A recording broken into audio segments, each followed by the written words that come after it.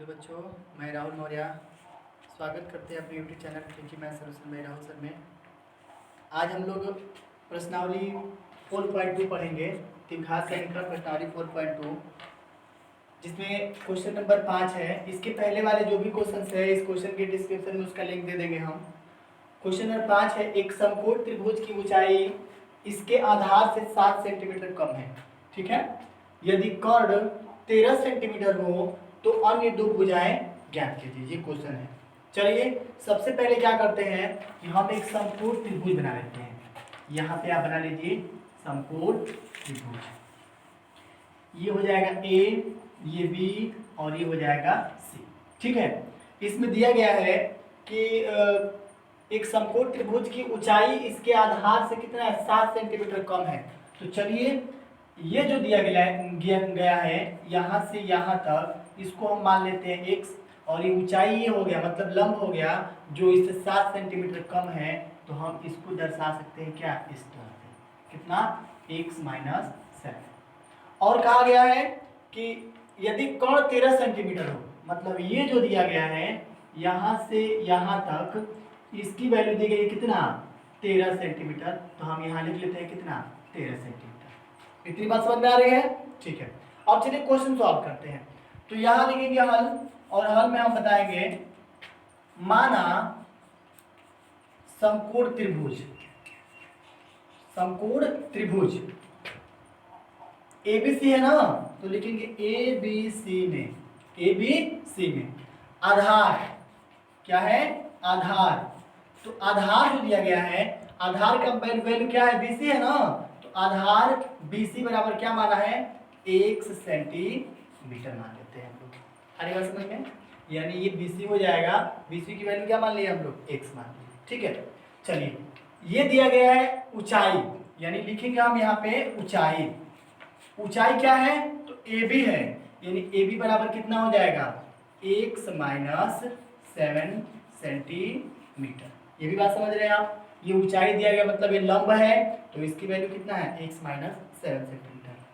उसके बाद से कर्ण ऑलरेडी दे चुका है इसमें, यानी हम लिखेंगे यहाँ पे कर्ण, और कर्ण बराबर क्या हो जाएगा, 13 सेंटीमीटर। कर्ण की वैल्यू क्या है, AC है, तो यहाँ पे आप चाहेंगे तो लिख सकते हैं AC बराबर कितना, 13 सेंटीमीटर।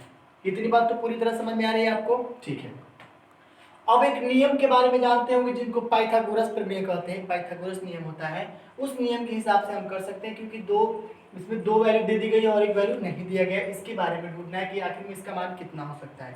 चलिए यहाँ पे हम लिख लेते हैं इसका सूत्र, पाइथागोरस प्रमेय से, पाइथागोरस प्रमेय से। तो पाइथागोरस प्रमेय क्या होता है, तो हम यहाँ लिखेंगे पहले हिंदी में, कर्ण का स्क्वायर बराबर लंब का स्क्वायर और प्लस क्या होता है, आधार का स्क्वायर, आधार का स्क्वायर हो जाएगा। ये सूत्र होता है।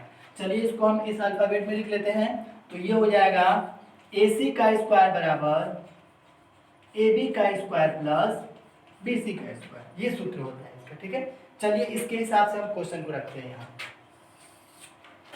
ये बताइए AC जो दिया गया है वो AC की वैल्यू कितना है, 13 सेंटीमीटर है। कितना है ये, 13 सेंटीमीटर है। तो हम यहाँ लिखेंगे 13 यानी 13 का स्क्वायर। ठीक, अब देखिए AB यही ना है, AB की वैल्यू कितना है, x माइनस 7।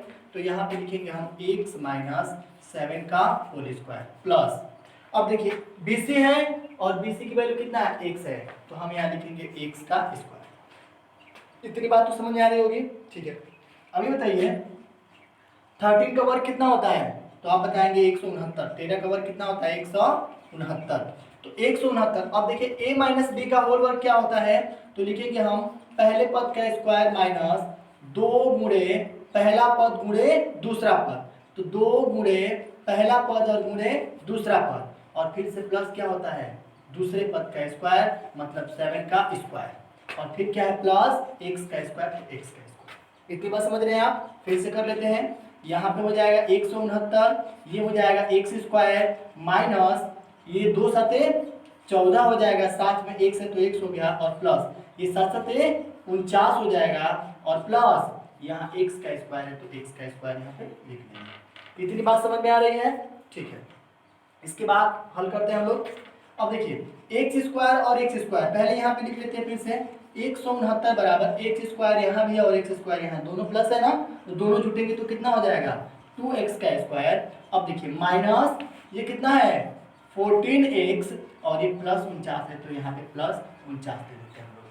इतनी बात समझ में आ रही है? ठीक है, अब चाहेंगे तो इसको पक्षांतर कर सकते हैं या फिर इसको इधर या इसको भी इधर कर सकते हैं, कोई प्रॉब्लम नहीं है। चलिए हम इसको ले चलते हैं इधर, यानी 2x स्क्वायर माइनस यहाँ पे 14x और प्लस यहाँ हो जाएगा 49, ये इधर आ जाएगा तो क्या बन जाएगा माइनस 169 और बराबर क्या हो जाएगा 0 हो जाएगा। क्या हो जाएगा 0 हो जाएगा। उसके बाद से फिर क्या करेंगे हम कि यहाँ पे 2x स्क्वायर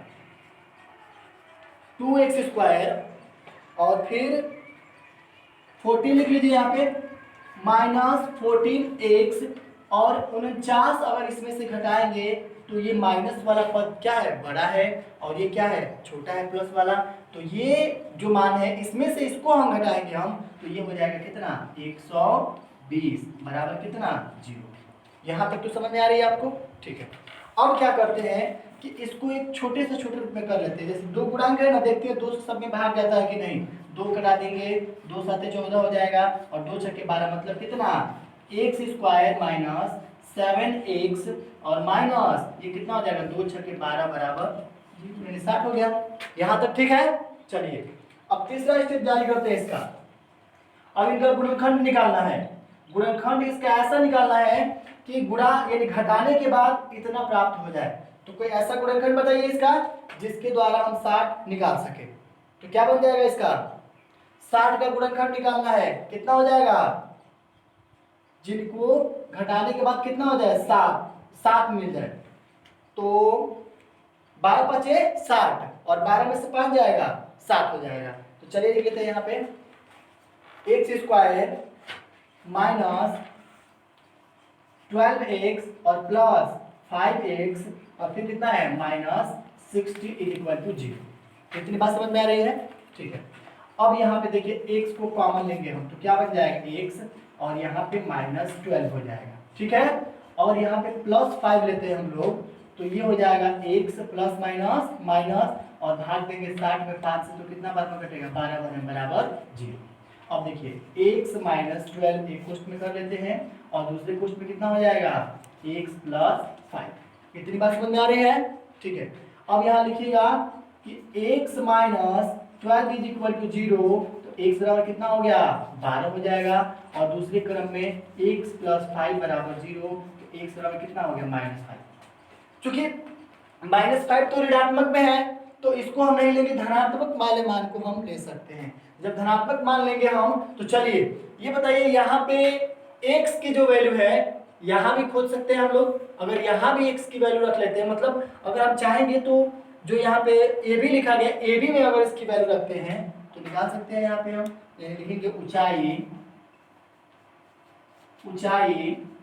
ए बी बराबर कितना है 7x माइनस 7 तो लिखेंगे x माइनस 7। अब x की वैल्यू पुट कर लेंगे इसको रख करके तो कितना हो जाएगा 12 माइनस 7 इज इक्वल टू कितना 5 और इसके बाद हम लिख सकते हैं कि अतः पहली संख्या बराबर कितना 12 और दूसरी संख्या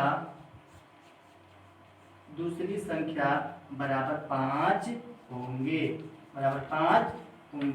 और ये क्या बन जाएगा इसका आंसर बन जाएगा।